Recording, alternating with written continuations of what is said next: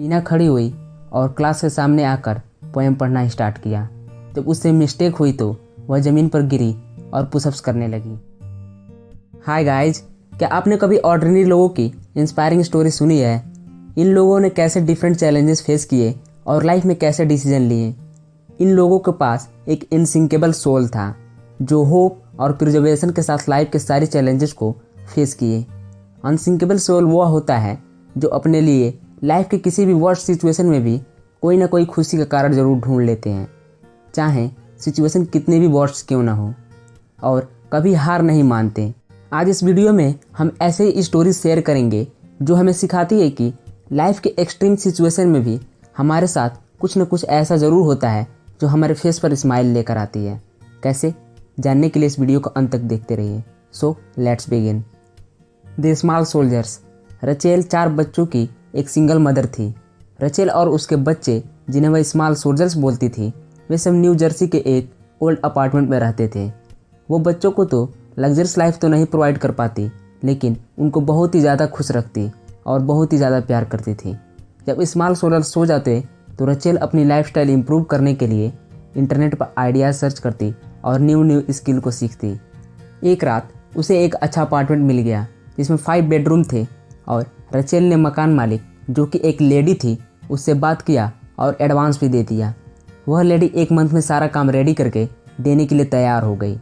1 महीने बाद जब रचेल और बच्चे बहुत ही एक्साइटेड थे और पैकिंग कर रहे थे, जब वो वहाँ जा रहे थे तभी रचेल को याद आया कि वह लेडी से चाबी लेना ही भूल गई और वह लेडी फ़ोन भी नहीं उठा रही थी।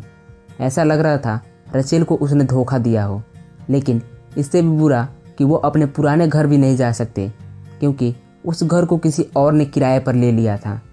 अब रचेल अपनी फ्रेंड के पास कुछ दिन रही, लेकिन लास्ट में उसे अपने स्मॉल सोल्जर्स के साथ कार में कैंप करके रहना पड़ा। फिर नेक्स्ट कुछ वीक तक वे लोग कार में रहें और रेस्टोरेंट से खाना खाते थे और अपनी ग्रैंडमा के यहाँ नहाने जाते थे, और उनका यह रूटीन बहुत ही ऑड सा था। वो हर नाइट किसी पार्किंग लॉट के नीचे स्पॉटलाइट वाली जगह ढूंढती ताकि वहाँ कार पार्क करके रात गुजार सके। कुछ दिन बाद एक घर रेंट पर लेने लायक पैसे सेव हो चुके थे, बट कोई भी 4 बच्चों के साथ अपना घर रेंट पर देने के लिए रेडी नहीं था। कोई ऑप्शन नहीं मिला तो रचेल बच्चों के साथ एक सस्ते होटल में शिफ्ट हो गई। आफ्टर ऑल कुछ महीने बाद उस लेडी ने रचेल को फ़ोन किया और बताया कि वह उसे चाबी देना भूल गई और साथ में सॉरी भी बोला और प्रॉमिस किया कि सारा पैसा उसे रिफ़ंड कर देगी। अब रचेल और उसके स्मॉल सोल्जर्स का बड़े घर में रहने का सपना पूरा हो गया। रचेल को अपने स्मॉल सोल्जर पर बहुत ही प्राउड था क्योंकि उन्होंने टफ सिचुएशन में भी ब्रेवनेस दिखाई और अपनी माँ के साथ उस प्रॉब्लम को फेस किया। अब अगली स्टोरी आती है टीनाज 10 पॉइंट। टॉम एक हाई स्कूल टीचर था और उसकी स्पेशल स्टूडेंट थी जिसका नाम टीना था, जिसको सेरिब्रल पाल्सी डिजीज़ थी, जिसमें बॉडी के मसल्स हार्ड और अनमैनेजेबल हो जाते हैं। इसलिए टीना को वॉकर यूज करना पड़ता और इसके साथ ही टीना को कुछ बोलने में भी डिफ़िकल्टी होती।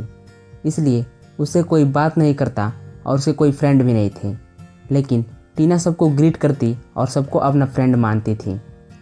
एक दिन टॉम ने डोंट क्विट पोएम के फर्स्ट 3 स्टैंजाज लर्न करके क्लास के सामने पढ़ने का असाइनमेंट दिया, जिसको उसके लिए 10 पॉइंट मिलने थे।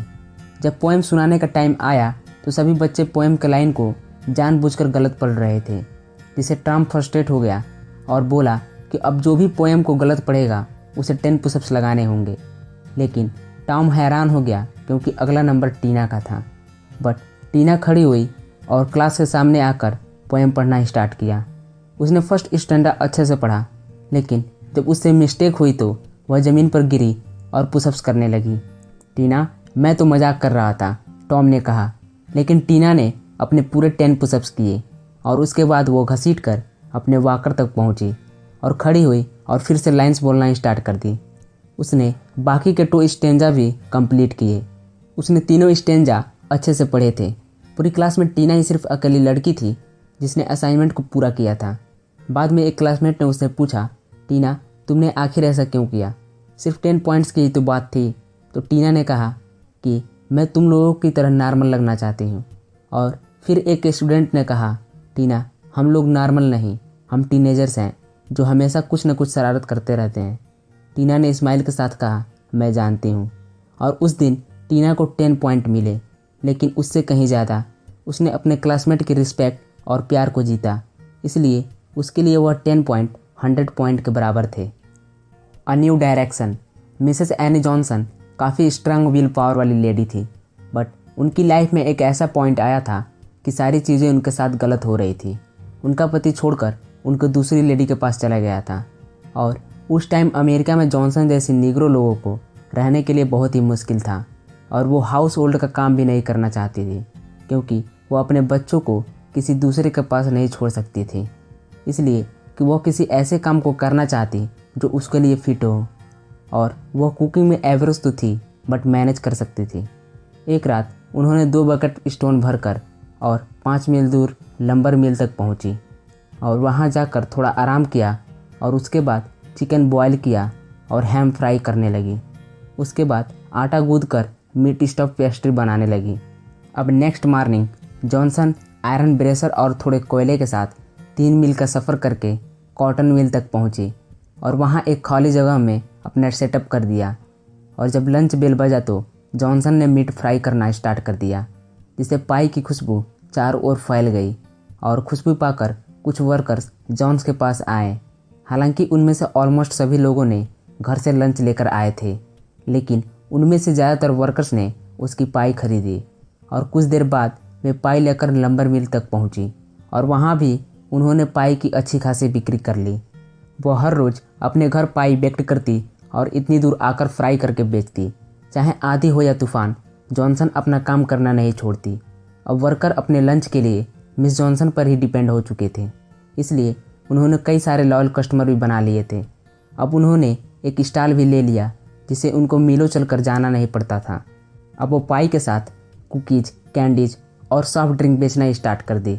उनके जगह पर कोई और होता तो कभी का गिव अप कर दिया होता, लेकिन उन्होंने लाइफ के चैलेंजेस को एक्सेप्ट किया, और आज वो अपने बच्चों के साथ खुशी खुशी बिजनेस चला रही है।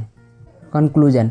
अब जैसा कि आपने अनसिंकेबल सोल की इंस्पायरिंग स्टोरी सुनी, हो सकता है कि आप भी टीना की तरह सिकनेस से जूझ रहे हों, या फिर रचेल और मिसेस जॉनसन की तरह गरीबी झेल रहे हों। लेकिन जो भी हो, इम्पॉर्टेंट बात यह है कि आप अपनी सोल की स्ट्रेंथ को जानें और किसी भी सिचुएशन पर गिव अप ना करें। आपके पास स्माइल करने के अब 1000 रीजन्स हैं, और कितनी ऐसे अपॉर्चुनिटीज़ हैं जो आपको सक्सेसफुल बना सकती हैं। जो बात मैटर करती है वो कि खुद को कभी डूबने मत दो। हर चैलेंजेस को फेस करो और लाइफ को एंजॉय करो। मिसेस जॉनसन की तरह हो सके तो खुद के लिए नया रास्ता बनाओ। कुल मिलाकर बोले तो अपने स्ट्रगल खुद चुनो।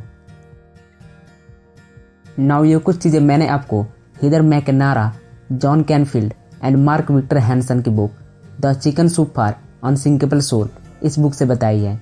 इस बुक में और भी ऐसे स्टोरीज हैं, और काफ़ी इंस्पायरिंग स्टोरीज जो आपको मोटिवेट करेंगे और आपके लाइफ के चैलेंजेस को एक्सेप्ट करने के लिए पूरी तरह फोर्स करेंगे।